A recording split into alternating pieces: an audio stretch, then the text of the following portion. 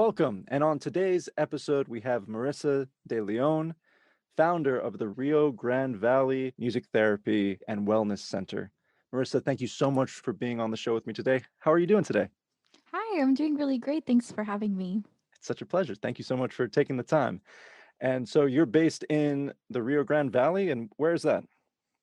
So, this is about as far south as you can get in Texas. We're located in Mercedes, which is about in the middle of the Rio Grande Valley. But again, as far south as you can go in Texas. That's great. Great that we have music therapy all over the country. And so tell us a little bit about the founding of your private practice. Yeah, so I studied at Texas Women's University, and I kind of always knew that if I wanted to work in this area, I'd have to start a private practice just because down here there was no programs. For a while, there was no Mm. programs in about a 4 hour radius from where we are. Now it's about a 2 hour radius. So we're slowly, getting there in these parts of Texas. Texas is huge, but yeah, I always knew that if I wanted to come home and work here at home, I'd have to start a program of some kind. So it just, at least to me, it kind of made sense at the time to do it this way. And I'm just so grateful we've gotten this far and that we've been growing so much in the last 3.5 years. That's so great to hear. It's so great to know that more music therapists are doing private practice and being successful. And what has it been like with the restrictions that COVID has placed? Are you doing remote and telehealth? Yeah, so I feel like just our entire practice got shifted totally upside down. Hmm. Yes. We normally provide home health services. We have in facility services, and we also work, well, in facility, like at our own center, Hmm. but we also work with other facilities. So we'll go to different skilled nursing facilities, Oh, that's great. veterans' homes, and kind of do all three things somehow within the week. But lately, since everything started in about mid March or so, we've just transitioned to basically 100% telehealth at this point. We've slowly kind of added some clients, but even then, we started mostly with the ones that didn't have access to telehealth. And so we've been having them come into the office slowly. But, that's probably only a handful of people, honestly. Mm, Everybody's just more comfortable on the computer, which is totally understandable. yes. But even in our offices, it just looks so different. I mean, we have sanitizer at the front door, we have Hmm. face shields and masks and giant bottles of sanitizer that we just kind of spray on everything all the time. So it's definitely like a different environment for us and for our clients to just to adjust to that. Yeah. Know that you also are an advocate for the use of technology in music therapy. And so was the transition to telehealth easier because you advocate for technology? And what does remote music therapy look like now? Yeah, that's a great question. I feel like technology wise, we've never just gotten a chance to do telehealth. That was something that I feel like just that was something that I feel like just came out of left field. Hmm. And we never expected, to be in this position of doing almost 100% remote work. But it's been so nice, honestly. Our clients are really great, especially like the younger ones. They have transitioned so easily. I mean, Mm. they just know what to do. We don't even have to tell them. They're giving their parents tutorials about getting in their email and stuff like that. So that's really cool. But as far as overall, I think everybody just transitioned so well. Hmm. And our technology in the sessions, I feel like, I mean, we always have a lot to learn, but a lot of the interventions that we tend to use with our clients, just in general, are like songwriting, Hmm. electronic instruments. We have some clients that are very limited physically, and so they might be, bedbound, very, very limited in physical, like upper extremity movements. So I've already done a lot of stuff with them on the iPad so they can, touch the screen and play instruments that way. Wow, cool. Or even just songwriting on GarageBand. And so a lot of that I feel like transitioned really easily to telehealth because we can screen share those same interventions Hmm. and they're able to do things that are very familiar to them, even though it's just a totally different environment. I had another guest who was talking about the things that happen when you're doing telehealth, and he mentioned that there's a little more agency for the client on the other end of the screen because Yeah. there's less hand over hand and there's more responsibility. And Hmm. so have you seen anything like that happening in the telehealth? Yeah, definitely. Even as far as like sustaining attention, Mm. that's a whole different, I feel like, area that has come up a lot more recently. Things when we're in person, we don't, not that we don't see it as much with some of our clients, but I think, there's a piano in the room, there's a guitar, there's three ukuleles on the wall. And so they're constantly engaged because they're seeing all these things. And Mm-hmm. now they're just looking at a screen. And Mm-hmm. not just looking at a screen, but they've been looking at a screen all day in school. And Yeah. so they get out at the end of the day to come to do music, which is normally like super, exciting, and they get to express themselves in all these ways. And now they're looking at a screen again, for another hour. So I feel like engagement, participation, Mm-hmm. has been really different. And I think it takes a lot more for us to engage them. We have to give a little bit more energy, a little bit more time and planning, things like that. But overall, I feel like definitely there is kind of more accountability Mm-hmm. because logging in or not, you're laying down on your couch and you're like, oh, maybe I won't log in. So definitely the accountability is a whole nother issue too. But overall, it's been going really well. That's great. And it sounds like you're working with a varied population. Who is it that RGV music therapy is servicing in the Valley? So typically, this is pre-COVID. Hmm. We see children as young as 4 in mental and behavioral health programs. We work with veterans with PTSD. We do geriatric groups and memory care units. Um, I'm missing some. We do home health for adults with special needs or developmental disabilities. And we also work at end of life hospice. So we kind of do just a little bit of everything. But right now, with the restrictions in facilities and things like that, we're mostly just working with the adults with special needs and the children in mental health. See, and I wonder pre-COVID and where we are now and trying to navigate what telehealth looks like, was the was there a multidisciplinary team that was working together, and how has that changed, if if at all, or has it grown in a different way? How's that been going? Yeah, so we offer music therapy, recreational therapy, and we have an LPC on staff that provides behavioral support. Oh wow, cool. So usually it's very separated. It is more multidisciplinary, Hmm. just because we're all on different sides of the valley. Usually they'll say, "I'm in this service area. I'll take clients here," and so Hmm. we're all kind of separated. We don't meet up as much. But I feel like lately it's been even more helpful for technology because we are even more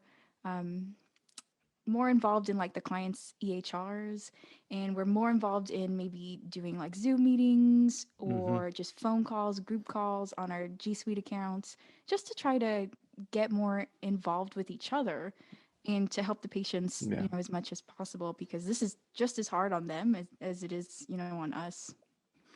I think that's really important to recognize on all counts, on everybody on the team, to have that diverse perspective is something that when we come out of this will be something that will strengthen all these teams. And Hmm. for you, you were telling me that you're weeks away from finishing your master's in health administration. Congratulations. You can't Amazing. see my hands, but I'm dancing.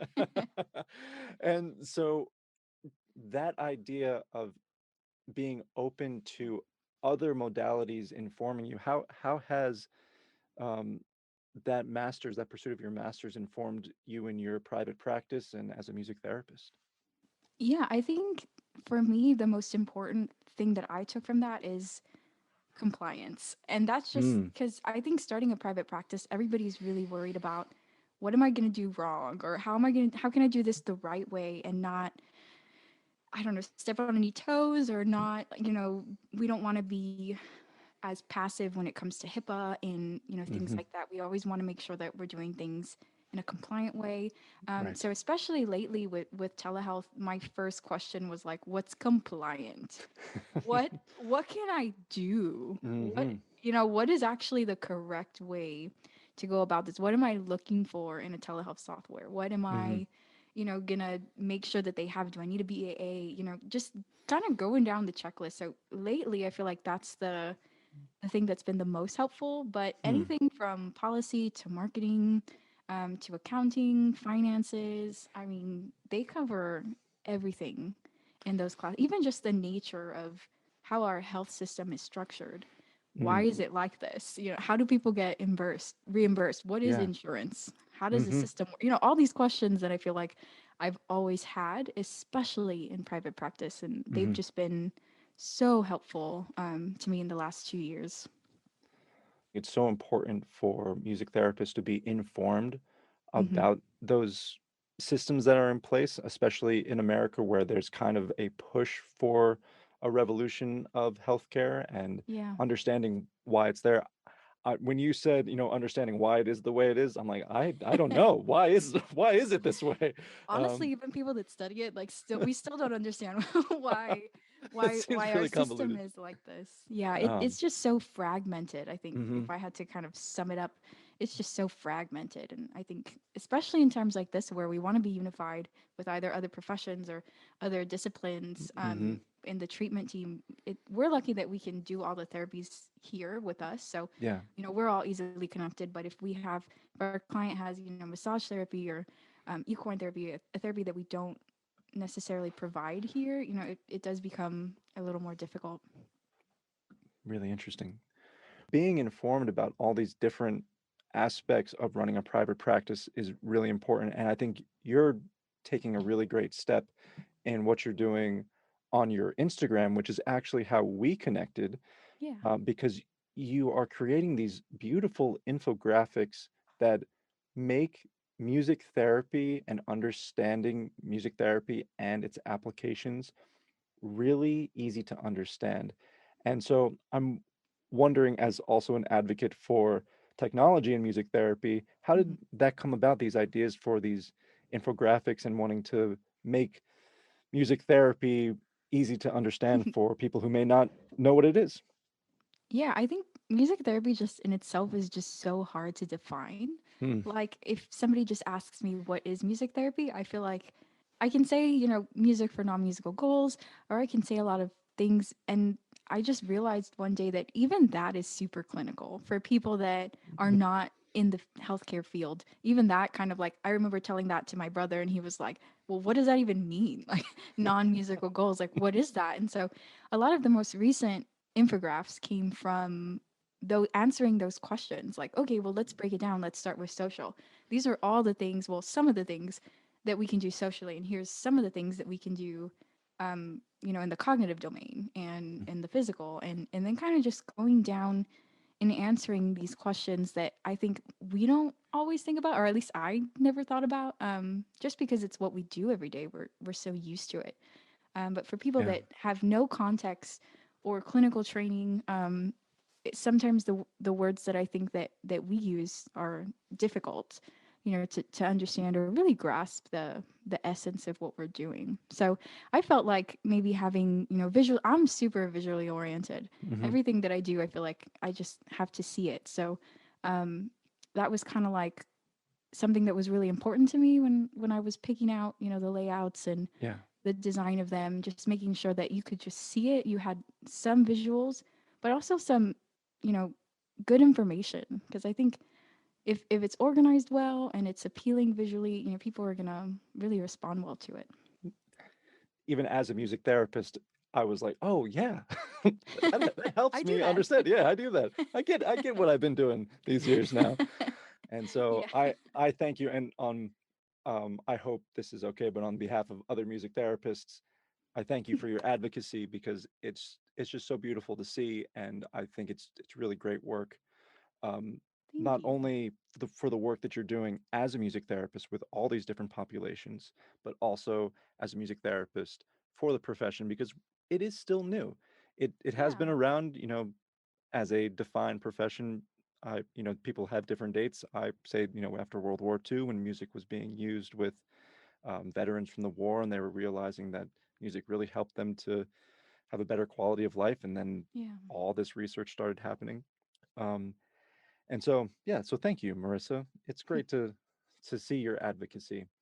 Thanks. For some reason, I feel like that's something that's just always been really important to me. I know I mentioned earlier that we were the first program here, within 2 hours of where we live for, a while. And Mhm. so I think to me, reaching out to the community was just huge. Also, culturally, in the Latino Hispanic community, I feel like it's really important, that sense of community, that sense of unity, just being together. And so I feel like when we want to talk to our community about what we're doing, it's just important to make sure that it is something that is clear and something that, like I said, is appealing when you see it, and something that's just going to kind of get everybody involved and just participating in not the movement of music therapy, but just in understanding, what we do as a practice. Because, like you said, we've been around a while, but relatively not really. We're kind of new, relatively. Yeah. So, just really giving everybody an opportunity to learn about it. And once they do, I mean, I've never had a bad reaction to somebody learning about it. Everybody's always like, "Wow, that's so interesting. Like, it makes so Hmm. much sense that music would be used that way." And so it's just nice to see that, that response and that willingness to understand our field. It brings me to my last question, and I'm trying to figure out how to phrase this. I'm thinking about calling them beautiful moments and in brand with beautiful music. And what are, one or maybe two things you've seen in the community outreach or maybe even in a one-on-one session, just a notable thing that you've seen music therapy do for someone or even for you? I think for me, I mean, we have music therapy programs that I mentioned earlier, but we also do a lot of community wellness, just again Hmm. to engage the community. Here where we live, there's very limited resources. Hmm. And, there's a very high poverty rate, and, even health insurance is low. And so, health literacy, everything just we just need so many resources down here. We just do. Yeah. And one of the ways that we thought would be a really good way to reach the community and provide them with that support is to do community wellness. So we have like free series. It might be qigong or yoga Oh, classes. wow, cool. For me, I like to lead the drum circles. I Hmm. love the drum circles. But before COVID, we were doing them once a month, and so one of my favorite things to see is just the community participation and getting people, the intergenerational effect that it has on the community. So Hmm. we have, kids as young as 3 coming in here, to play the drums, and then we get adults, in their 90s. So, and That's everything in so between. amazing. So great. And yeah, and just to see that, to see everybody connecting together, learning from each other, playing together, having that moment, creating that space for them to express themselves and connect and unify in rhythm. It's such a beautiful thing to see. It really, really is. It's very inspiring in that moment. Well, your work and the work of RVG Music Therapy is inspiring. I am inspired, and I'm just so grateful that you took the time today to share about your practice. And please take this opportunity. Um, if someone wanted to get in touch with you, like what Mhm. is your social media presence? And yeah, please. Yeah, so we are on Facebook, Instagram, Twitter. We just started a YouTube channel, and Fantastic. I think we might be on Tumblr, but we don't really use it that much. But yeah, you can find us. The full name again is RGV Music Therapy and Wellness Center, but all of our handles are RGV Music Therapy. Wonderful. Marissa, thank you so much for taking the time to speak with me again. It's been such a pleasure and very informative and inspiring and motivating. Thank you so much. Thank you. We appreciate it so much. Oh, you're very welcome. And to our listeners, thank you so much and have a happy and peaceful day. Thank you so much.